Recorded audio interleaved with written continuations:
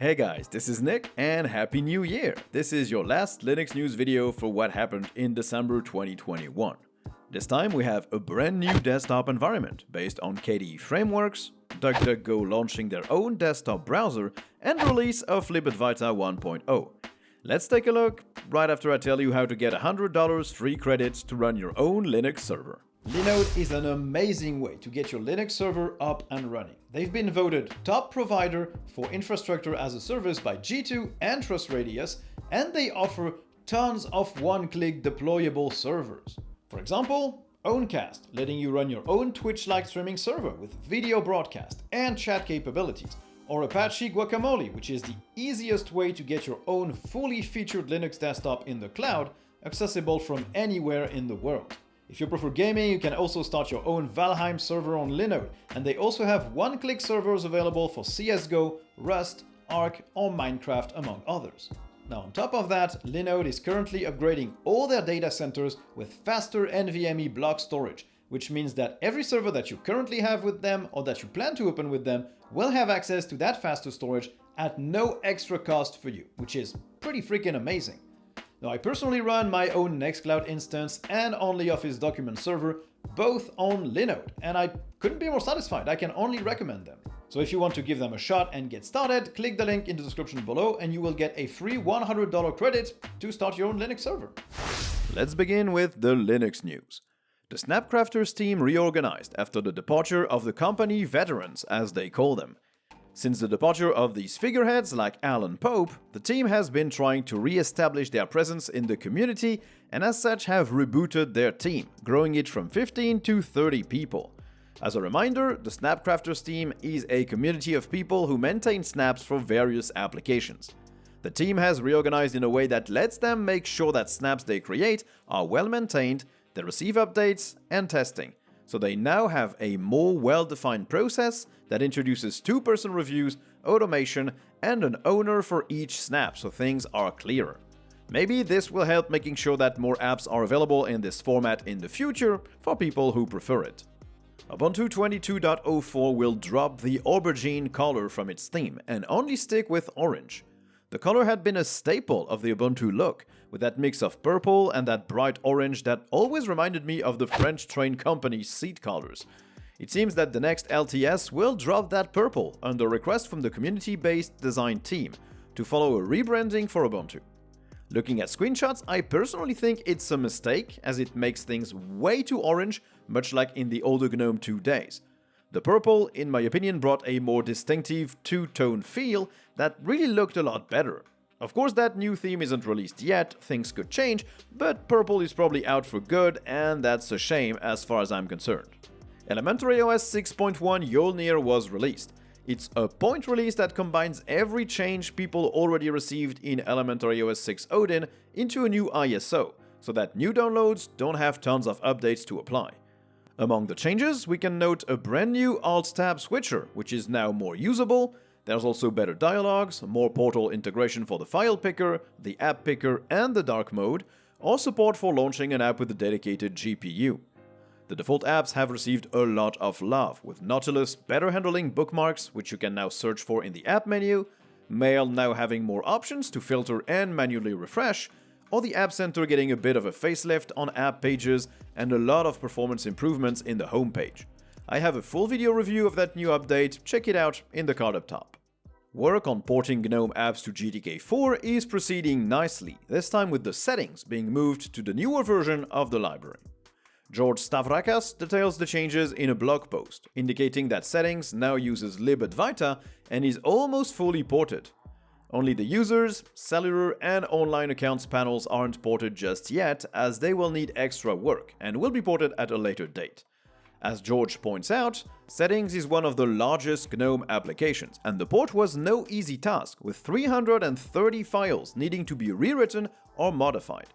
The new settings app will be available in GNOME 42, and for people who are wondering why stuff needs to transition to GTK4, here are a few reasons.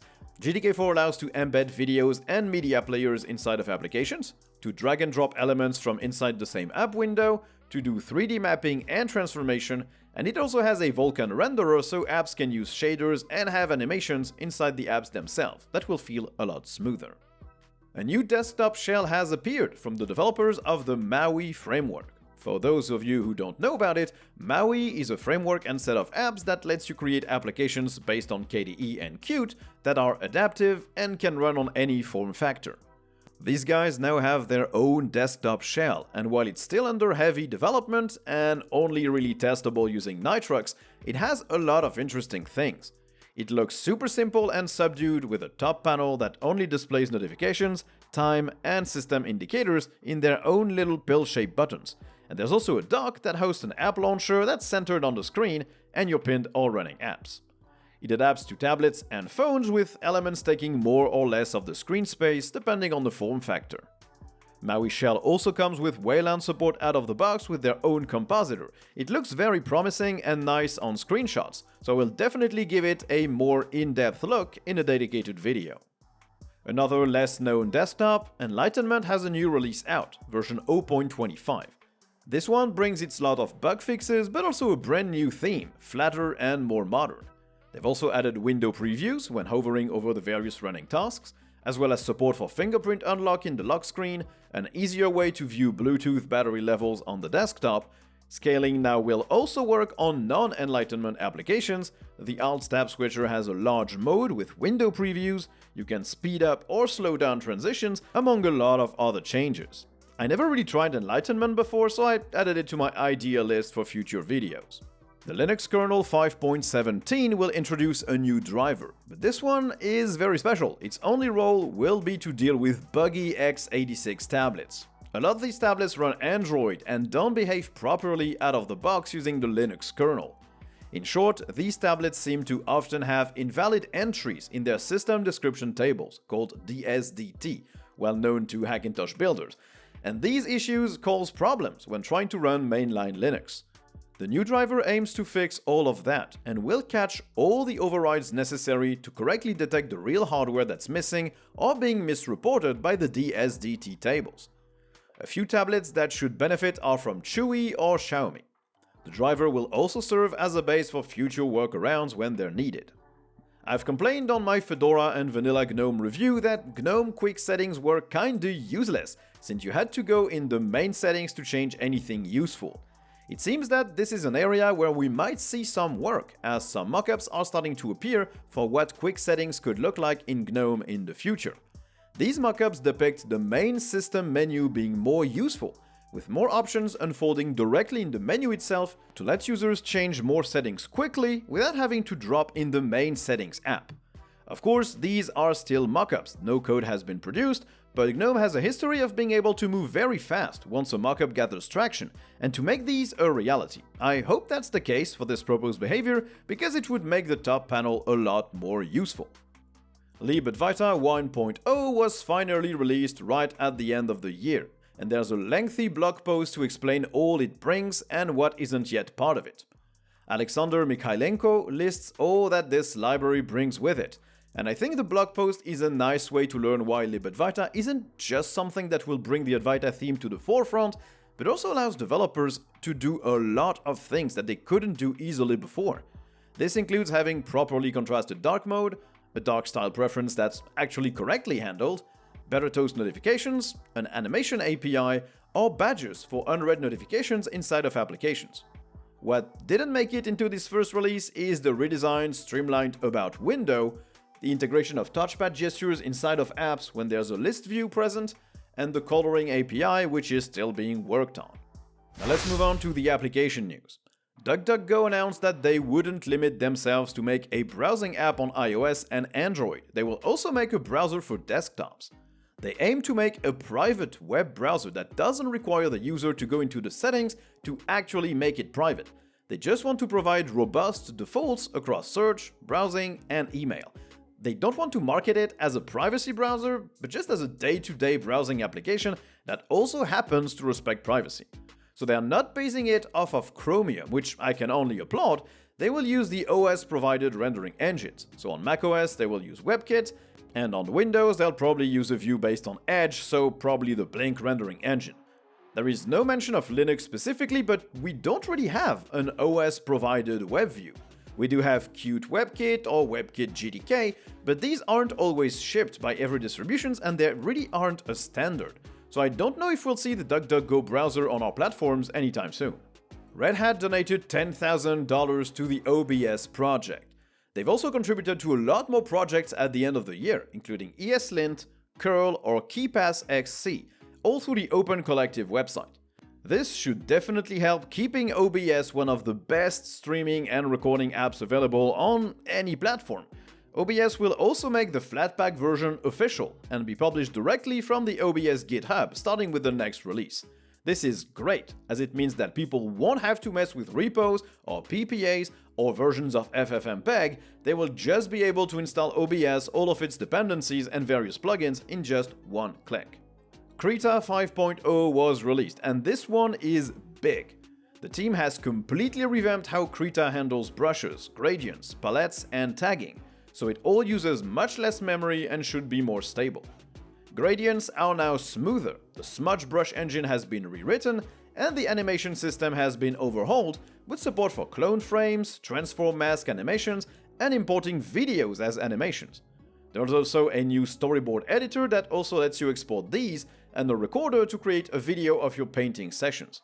Icons were refreshed, brush editors can be detached from the toolbar and moved to their own window, AVIF and WebP are now supported, and the transform tool previews is now correctly composited into the layer stack, so you can really see how things are going to look. It seems like a fantastic new release for digital painters. So let's finish this video with the Linux gaming news. SteamOS will apparently only take 10 GB on your Steam Deck. Well, I say only 10 GB, but since the base model only has 64 GB of storage, that won't leave you with a ton for your games, and an SD card will definitely come in handy. Still, if you think that's a lot, SteamOS has actually been slimmed down, as it apparently took up 24 GB of space before, which would have probably caused quite a stir in the community when people found out that almost half of their storage was taken by the OS. It's still better than Windows 11, which requires 64 GB of space as a minimum. 75% of the top 1000 Steam games work on Linux now. As specified on ProtonDB, out of the top 1000 games rated by popularity, 75% of them achieve a rating of Gold or Platinum, which means that they are playable out of the box without tweaks with good performance. That number goes up to 80% of the top 100 games, which is pretty amazing. Unfortunately, out of the top 10 games, only 40% reach that level, and all the games that don't work are marked as borked because of anti-cheat support not being implemented, including PUBG, Apex Legends, Naraka Bladepoint, Destiny 2, Halo Infinite, or New World.